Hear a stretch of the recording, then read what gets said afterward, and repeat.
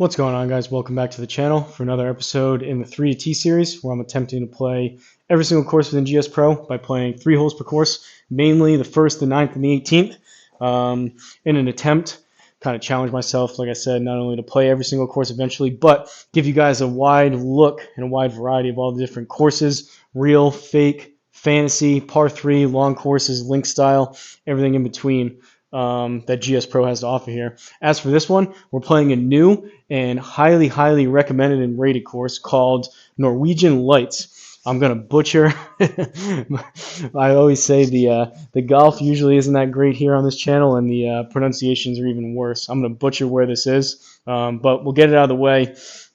Norwegian Lights in Tor Hjorstvei, Gimsoyaand, Norway. I'm not going to try to say that again. But course designer, this one is Greg McDonald. Hopefully, I'm not getting the best experience here. This is one of those that I really wish I could just turn the lights completely off and get the full experience with the graphics that Greg McDonald put in here. But people have been raving about this course, and I can see why just on this first tee. Awesome new course, and we're going to give it a go here. So, first hole. Par 4, 307 down 11. We'll hit the fly over here. Hopefully on your end. I mean, look at these graphics. The sky, not the easiest course, doesn't seem like in the world. Easiest fairway to hit, but awesome graphics. Part of the 3T series. Again, a little bit of a stutter here on my laptop with GSPro. This did take a little bit longer to load up because it's so new and intricate. Maybe my laptop is struggling a little bit. It shouldn't. It's less than a year old. It was a 4070, so it is pretty high powered, and I'm running 1080p Ultra. In any event, part of the 3T series is whatever course is most popular throughout the week. For whatever videos I post, I come out and do a full 18-hole live stream, and you guys just basically cast your vote based on your viewership, whatever video has the most amount of views. But it helps if you like the video, comment, subscribe, do all those kind of things. But let's tee this up. I had the sound turned off last time because I played Jurassic Par 3. I couldn't have any theme music, so it is nice having the ding back. But been doing some changing around, some testing with the updates and whatnot. If you guys are curious about that kind of stuff, go over and check out those other videos. But basically, the main thing that I changed was having the unit propped up now a little bit higher, about 3/4 of an inch off the ground. Higher than the hitting surface seems to help. But club stickers on all the clubs using the plain regular balls with the square, and black tees, which I also did a test on. But let's see where we should aim. 307, don't think that's going to happen, but we'll aim there. We'll see if we can maybe, we got a little bit of room. We'll go here, give ourselves some room both for draws and fades. See if we can get it up there. The 11 yards of downslope will help, but hopefully get off to a good start. The goal is to be even par through these 3 holes, which has been a little bit more difficult with the simulator putting here, but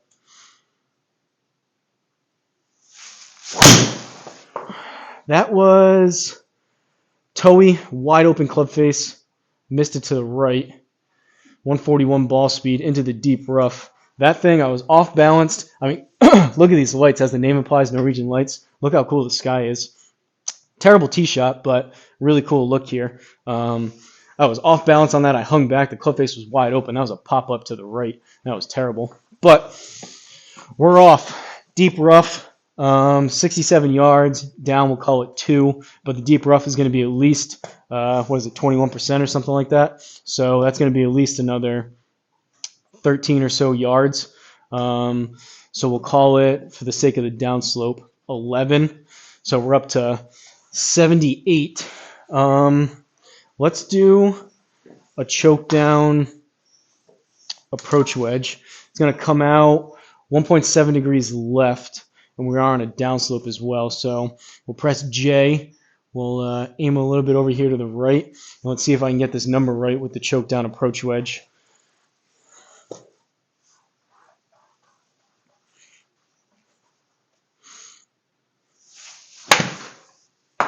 .63, go. Took too much off it. I was worried. Usually I like that choke down shot right around 100. Took too much off of it. Came out 81% speed with 53% spin. Those numbers seem all right. For whatever reason, I've been saying it. The side spin number with this new, I think it's a connector issue. I don't know if it's the connector or the firmware. I'm thinking connector, but the side spin number isn't coming over and populating for whatever reason. But leaves us, we're in the fairway. It says 15 yards. I'm going to hit a 60 degree. Try to land this in the neighborhood of about 12 or 13 if I can. I have club stickers on all my clubs now, so we should be getting, as long as the square registers it, should be getting side spin numbers. I know it doesn't populate, but at least spin access. It is picking up the side spin, it's just not showing the number, but all that to say with the regular balls here, we should be getting spin access and all that stuff, but 12 yards or so.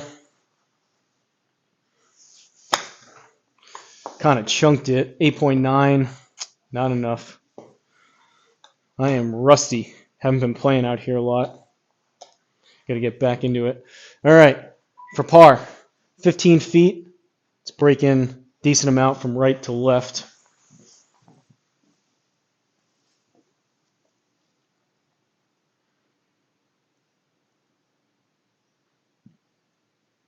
Try this. Still having kind of a tough time of figuring out how much I need to aim left and right and whatnot, but mainly let's try to get the speed right and get inside this 5-foot gimme circle. So 15 feet.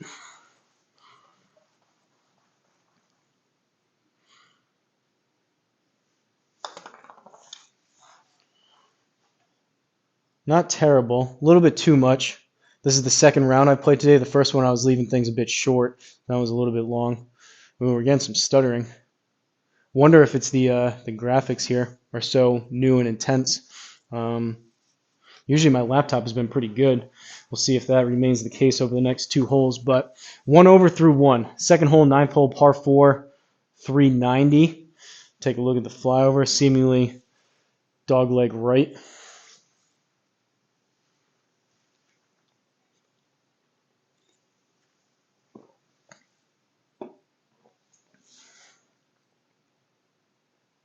Got a little bit of stuttering in there, but not too bad. I know I kind of go overboard. People like the flyovers, and I do too, so I kind of do them. If you were playing, it didn't seem like we were getting any bad stuttering as far as like the gameplay goes, but it is graphic intensive when you do the flyovers and you're flying over the next hole. So I guess if my computer is going to lag and struggle with it, it'll probably be there, which makes sense. But let's see where we're going to aim.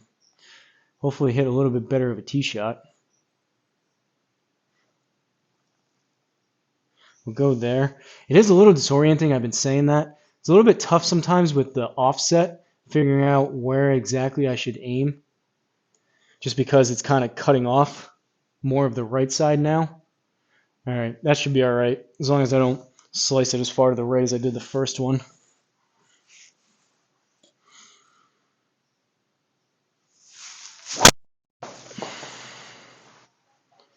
Still fading. We're going to be into the deep rough again. 141. I felt like a little bit better swing, but apparently not. Apparently still leaving the club face open. Another missed fairway into the deep rough. Now we've got 125 up 5, but it's out of the deep rough. So 130 and then at least 20%, which is going to be another 25 yards. So 155-ish. Pretty flat lie, all things considered. Where's the pin? Back there. All right, we're going to go 9-iron. Hopefully hit it good enough to get it there, at least on the green.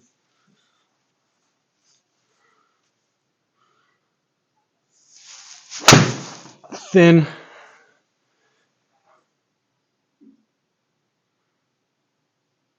Low spin, though, because it was so thin. That one actually hit that so thin it vibrated my hands a little bit. But, I mean, hey, we hit the green. Not a very pretty shot, but we got it done. We got to look for birdie here.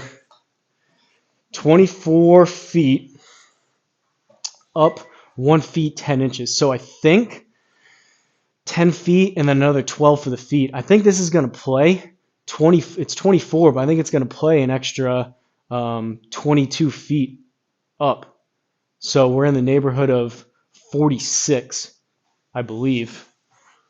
That's what I've been doing. That's what I've been told to do, and it seems to be better. So we're going to try the best that I can, play this just shy of 50 feet as a feel.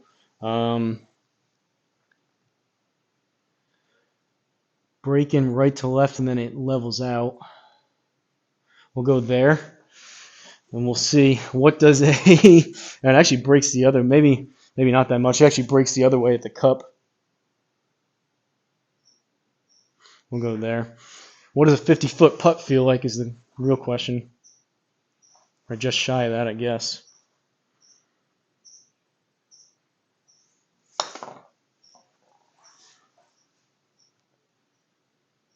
I guess close to that. I hit that pretty hard.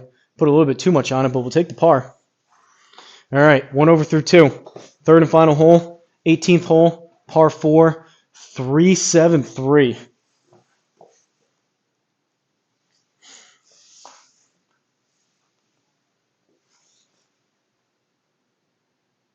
Not as much stutter on that transition over this tee, and not as much stuttering now. Maybe that was just a weird little slow point for my laptop, but that seems to be all right.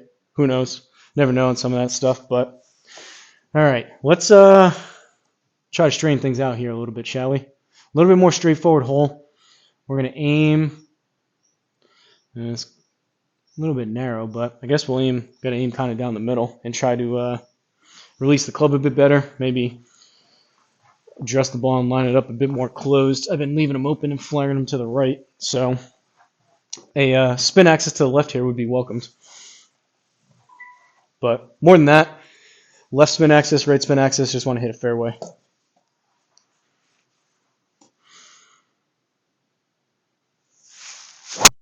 That was low, and it's drawing. Almost missed that completely. That was very, very, very low on the face. 140 ball speed, 216 total. We did get it to draw. That was kind of more of a hook spin axis than a draw. But hey, at least we're hacking our way in somewhat the right direction. First two were off the tee into the deep rough. This one was off the tee just into the regular rough. So silver linings. 160 down 3, and the rough is going to be at least 6%. It's going to come out right. So that's at least another 8 yards. So like 167. We'll see where the pin is. I've been catching these thin. I think the 8-iron, if I catch it thin again, it should get there. Aim here. I can hear some water sounds and some birds chirping from the gameplay. We'll go 8-iron and hopefully catch a piece of this green.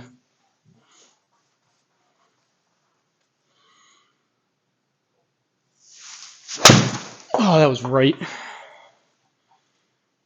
That's going to be short. Spoke too soon. Rough to deep rough. Oh, no, we're in the rough. That was, I think, right on the edge of the deep rough. Rough to rough. And a rough swing, rough showing here. All right, leaves us with 26 out of the rough. It's going to come out right again, so we're going to have to aim left. So we'll call it 27. It's up like 2/3 of a yard. And then 6%, that's like yard, maybe 2.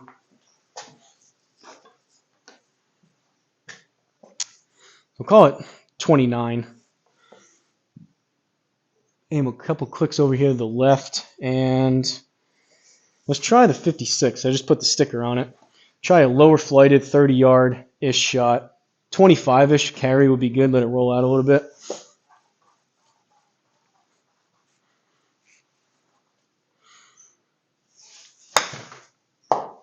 $20. Go. I've been being cautious, too, with some of these wedge shots versus outside with the R10 and the nets that are so high. I can hit a full flop shot here. If I open the club face up a little bit more, it launches higher and it spins up and off the net, and sometimes it catches up here. It kind of gets a little crazy. So I've been trying to kind of shut down the face a little bit and flight them a bit lower. But when I'm not super dialed in on the feel anyways, trying to mess with that kind of stuff isn't the best thing in the world. But leaves us with a putt here. 17 feet, 7 inches, up 7 inches, so I think that's going to equate over to 7 feet. So 24 feet, 7 inches as a feel, breaking from right to left at the start. We'll go there. See if we can get just shy of 25 feet here.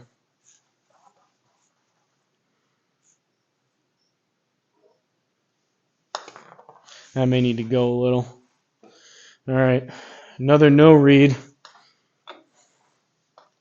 Maybe next time I come out, I'll try a different putter.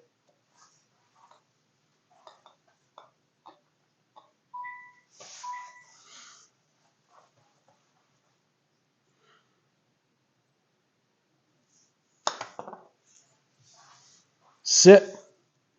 Too much.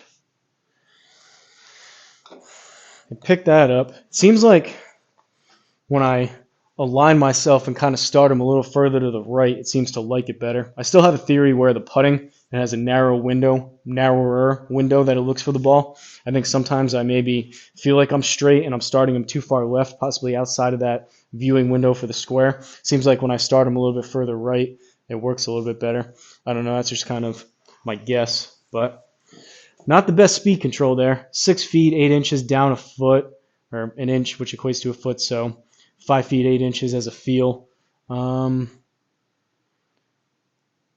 go left center, left edge.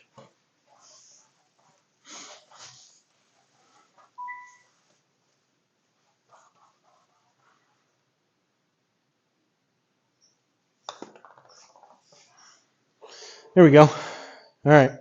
Bogey, unfortunately, but we kind of recovered for some of those pretty poor shots. Maybe I just need to start and have a feel of starting it further right. Maybe that'll solve some of my issues. But from Norwegian Lights, again, I'm not going to try to butcher that name and do it an injustice, but Norwegian Lights in Norway, course designer on this one. Awesome job by Greg McDonald. We ended up with 2 over through the 3 holes. So bogey on 1, par on 9, and bogey on 18. We'll take a look at the stats that aren't going to be pretty, but we always do it, so we'll do it here again. 1 par, 2 bogeys, no fairways, so we got no driving stats. Total putting 13.7. That's not horrendous. 6 putts, 20 minutes on the gameplay, only 1 out of 3 greens in regulation, 0 out of 3 fairways as a reference point. Still, I know I've had it for a little while. I've been playing some rounds, but still getting used to playing in here, still getting used to the simulated putting, which is a big thing. But I try to be, at least for these T3s, be at least 2 out of 3 on both the greens regulation and the fairways. So got some work to do on the old game here, and feel like I've been in a bit of a slump as of late. Maybe I'm crawling out of the other side of it. That remains to be seen, but hopefully you guys enjoyed it. Awesome graphics on this one. Highly recommend you guys give it a go if you haven't already done it and you have GSPro. And if you don't have GSPro, could be a good reason.